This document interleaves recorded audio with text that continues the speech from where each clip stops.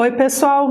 Hoje a gente vai falar de um dos mitos platônicos, um dos tantos mitos que Platão coloca dentro da sua obra para explicar coisas muito importantes. A gente sabe que mitologia trabalha com uma linguagem diferente da racional.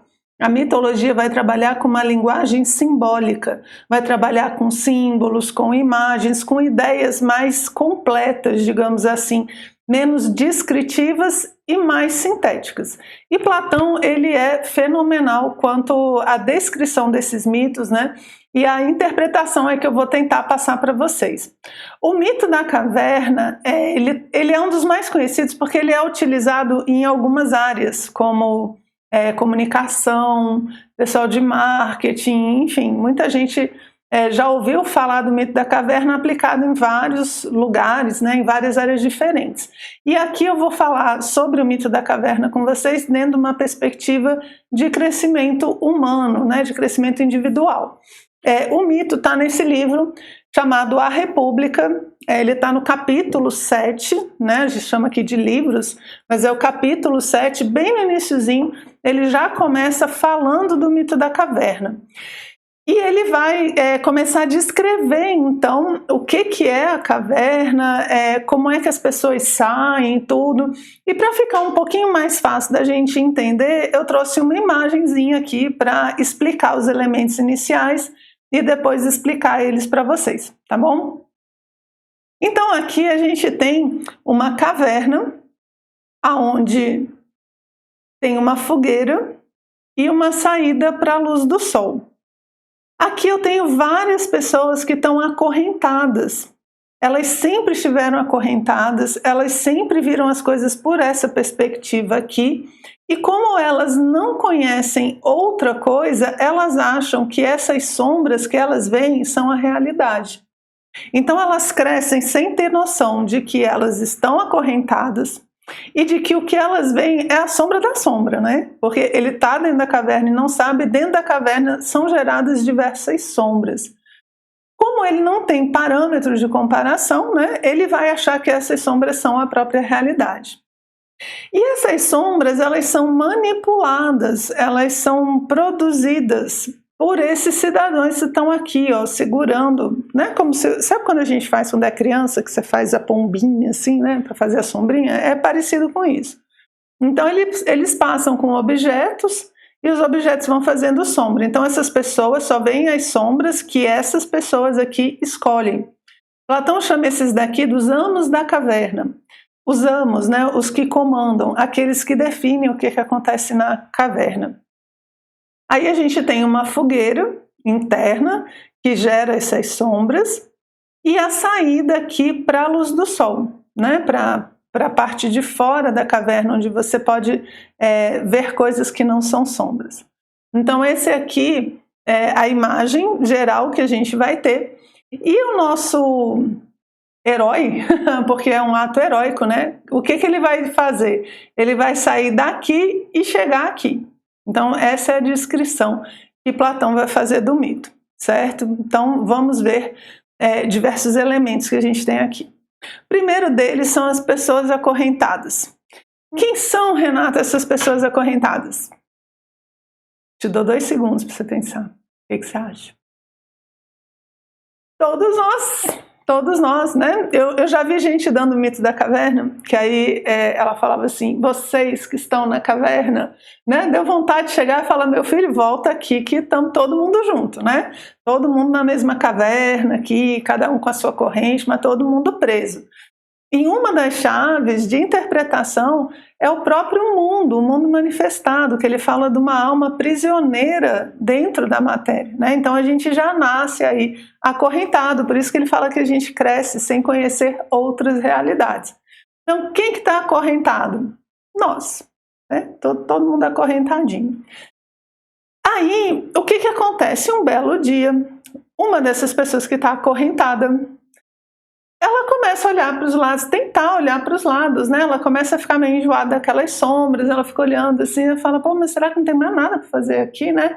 Aí quando ela tenta se mexer, porque ela nunca tinha tentado antes, quando ela tenta se mexer, ela nota que ela está acorrentada, pelas mãos, pelos pés e pelo pescoço. Então ela não consegue olhar para os lados, ela não consegue se mexer. E essa tentativa começa a mostrar para essa pessoa que ela está acorrentada. Ela achava que era livre, ela achava que aquelas discussões todas que existiam sobre a sombra era uma questão de inteligência, e ele começa a ver que na verdade tem alguma coisa errada. Eu costumo dizer que esse é o momento onde a gente começa a questionar sobre a nossa própria vida. Quando você começa a perguntar, mas será que só tem isso para fazer? Será que é só isso mesmo? Casa, cresce, morre, tem filho, tem emprego, né? Ficar doente, ficar bom. Será que é só isso? Será que não tem nada além disso? Essa é a pessoa que está começando a se mexer, sabe? Ela está ficando um pouco agoniadinha ali dentro da caverna. E aí o que ela faz? Ela, com muito esforço, ela consegue tirar essas correntes. E quando ela consegue tirar as correntes, né? Aí Platão fala que ela vai, que ela se machuca e tal. Mas que quando ela, né, se solta, ela começa a olhar assim para os lados e falar, nossa, isso daqui são sombras, de onde é que vem essas imagens? Ela começa a perceber que existem coisas que geram aquilo que ela via. Ela fala, poxa, aquilo lá não é a realidade. O que será que tem aqui? E aí ele começa a andar, né? Vai para trás ali daquela muretinha e percebe os anos da caverna. Ela começa, caramba, eu ficava aqui o tempo todo olhando o que essas pessoas estão gerando. Meu Deus do céu! Só que ele olha um pouquinho mais para o lado e fala assim, não, mas tem uma luz mais forte ali, vou ver que luz é aquela. Então ele deixa a fogueira, né, essa luz da fogueira, os anos da caverna, e vai em direção a essa luz. Aí o pessoal brinca, né, se você vê uma luz, não vá. Não, gente, tem que ir, certo? Tem que ir em direção à luz. E quando ele vai subindo ali com muito esforço, porque é muito íngreme a subida, ele cai, se machuca e tal. Aí quando ele sai, ele começa, a gente acha que ele vai olhar tudo, não, ele começa a sentir uma dor horrível, porque ele passou a vida dentro da caverna. Os olhos não estão acostumados com a luz, muito menos com a luz do sol potente, forte. Então quando ele sai, ele se protege, né? Porque a luz é muito forte, está machucando ele. Aí ele fecha os olhos, espera anoitecer, e aí ele começa aos poucos a abrir os olhos durante a noite, depois abrir os olhos ali quando o sol nasce, até que um determinado dia ele consegue ficar de olhos abertos e ver as coisas a partir da luz do sol. E ele vê as coisas lindas, ele olha, ele vê a vaquinha, tô brincando, tá, gente? Não falo de vaquinha não, mas é tipo assim, né? Você chega, sabe aquela imagem linda? Você vê um pôr do sol, você vê a vaquinha, você vê a cachoeira, você vê aquelas coisas lindas assim e tal. E aí você fica extasiado, você fala, nossa, isso é a realidade. Caramba! E eu passei minha vida inteira dentro daquela caverna, achando que aquilo era a realidade. Não, a realidade está aqui. E logo em seguida ele fala, mas meu Deus, está todo mundo dentro da caverna. Eu preciso voltar para ajudar, preciso voltar para ajudar essas pessoas. Olha só, a gente ia ficar lá fora, né? A gente ia ficar lá curtindo. Mas esse cara aí não. Esse cara do meio de Platão, ele fala, eu preciso voltar e ajudar as pessoas, não posso deixar elas dentro da caverna sofrendo, sem ver todas essas maravilhas aqui que existem no mundo. E aí ele volta com muito esforço. Agora ele tem que fazer o processo oposto. Antes ele tinha que se acostumar para sair, agora ele tem que se acostumar para entrar. Ele tem que se acostumar a voltar, né, para a escuridão. Então ele se escorrega, ele anda meio esquisito, ele tromba, tipo assim, ele é uma pessoa estranha. É porque ele não está acostumado mais a viver na escuridão da caverna, então ele fica meio esquisito, né? E aí o que ele faz? Eu falo, vou avisar o pessoal, vou avisar a galera de que eles estão vendo tudo errado. Aí ele vai lá na frente, onde tem as sombras, né? E ele começa, gente, isso aqui tudo é uma ilusão. Vocês estão sendo enganados, vocês estão acorrentados, a realidade é lá fora. Existe um mundo repleto de belezas, Aí sabe o que o pessoal faz? Sai da frente que você está atrapalhando. Né? Começam a tentar fazer com que ele saia, né? Se tivesse tomate, jogavam tomate ali em cima dele. E as pessoas não escutam. Por quê? Porque as pessoas acham que estão certas, elas acham que aquilo é realidade, e aquele cara que está falando ali, ele é meio esquisito. Porque eu vi ele entrando ali, de lá, ó, ele escorrega, ele anda meio estranho, ele fala esquisito, ele fala de umas coisas que a gente nunca viu na vida, melhor não dar trela para esse cidadão, não. E aí ele fica tentando em vão levar as pessoas a sair da caverna, até que um dia, em algum momento, uma pessoa resolve escutar ele. E ela pergunta, né, tipo assim, mas que história é essa de caverna, de sol e tal? Aí ele ajuda essa pessoa a sair da caverna. Ele fala assim, segue os meus passos, pisa onde eu estou pisando, que eu vou levar você para ver a realidade. E aí ele leva um, aí Platão diz que depois ele volta, leva outro, e assim essa pessoa está constantemente trabalhando para tirar todas as pessoas que estão dentro da caverna. Esse é o mito.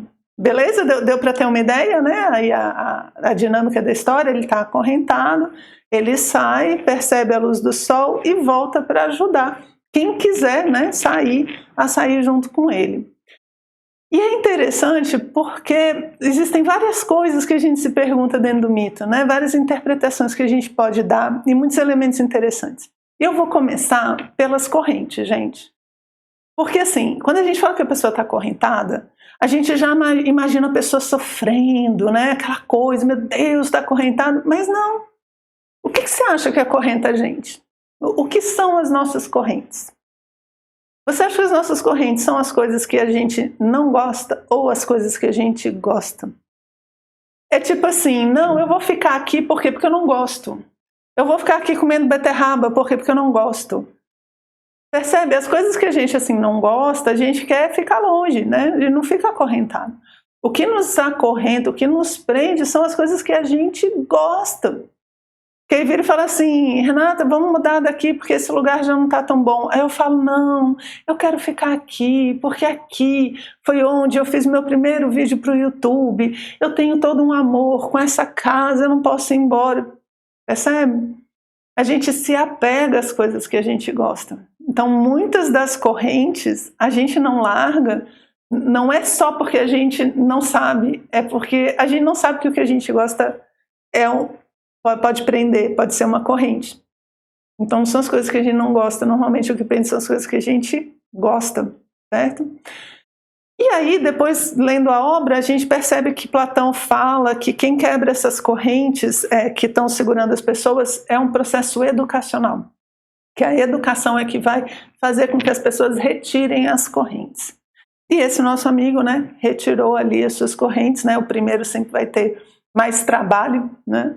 E aí quando ele começa a sair, ele dá de cara ali com os homens da caverna. Aí a gente pensa, nossa, os homens da caverna. E aqui muita gente de comunicação trabalha os homens da caverna como sendo as redes de comunicação, né? Assim, as grandes emissoras, as grandes rádios e tal. E, gente, não é isso, tá? Porque, assim, não é que sejam as pessoas. Obviamente que todo esse esquema de comunicação realmente manipula, a gente sabe. Mas a ideia aqui é que não são pessoas, entende? Não adianta, se eu tirasse todos os diretores da Globo, se eu tirasse todas as televisões e rádios, tal, os homens da caverna continuariam existindo. Porque quem manipula a caverna não são pessoas ou ferramentas, né? Porque rádio, TV, né? Computador, internet, isso tudo são ferramentas. E os homens da caverna sempre existiram. E sempre vão continuar existindo. Porque eles são ideias. Percebe? Nós somos manipulados por ideias erradas, nós somos manipulados por ideias destrutivas. E essas ideias vão manipulando a realidade, fazendo com que a gente veja só sombras. Então, às vezes, a pessoa fala assim, fulano está manipulando, então vamos acabar com fulano, tirar ele de lá. Gente, não adianta, você tira um, vem outro. Por quê? Porque é a ideia que tem que ser combatida, não as pessoas. Não adianta ir contra as pessoas, porque só vai gerando mais violência. A gente tem que trabalhar as ideias, por isso que a filosofia é tão bacana, porque ela trabalha nas ideias. E se eu vou contra essas ideias que manipulam as pessoas e prendem as pessoas, eu estou também ali ajudando a sair, né, a mudar essa realidade da caverna. E aqui tem um outro detalhe, gente. Não importa muito se você está acorrentado ou se você é amo, porque está todo mundo na caverna. O objetivo aqui é sair da caverna, certo? é ir embora da caverna.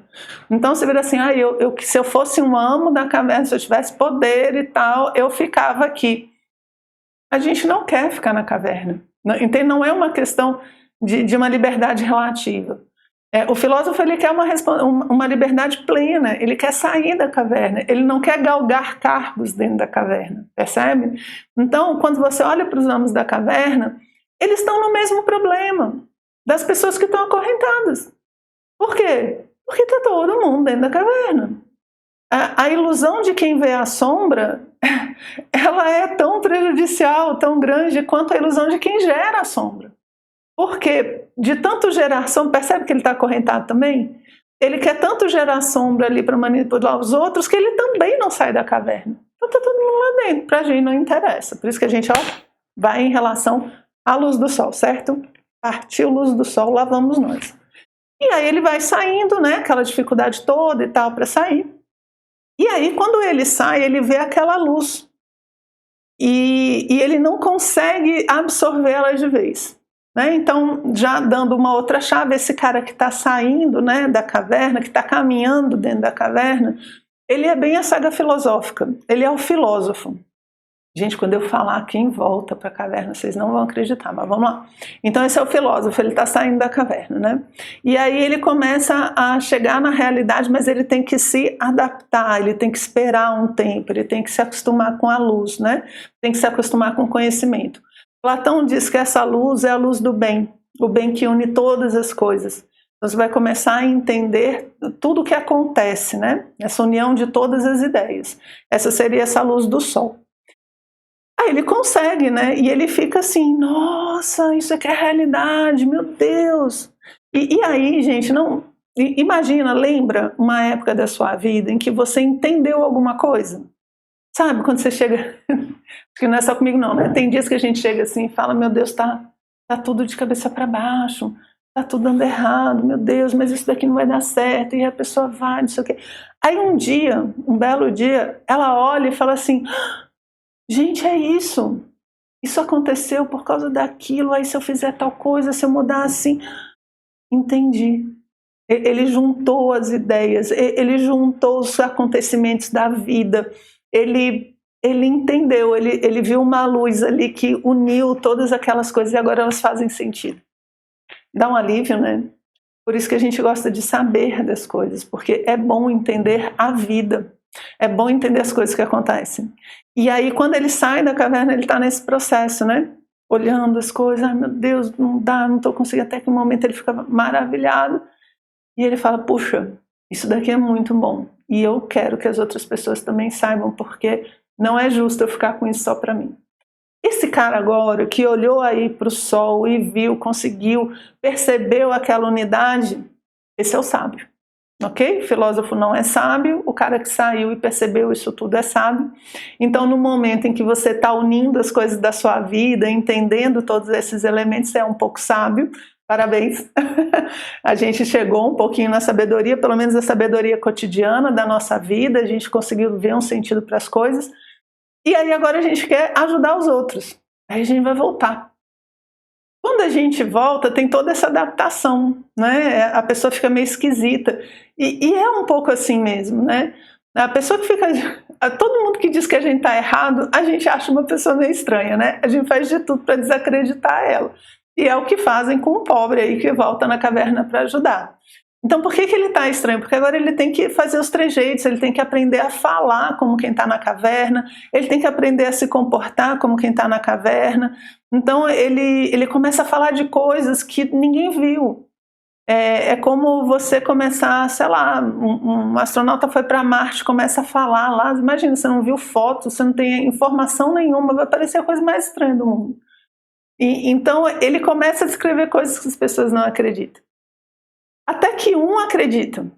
E assim é o processo. Um a um. Não é uma questão de muitos, né?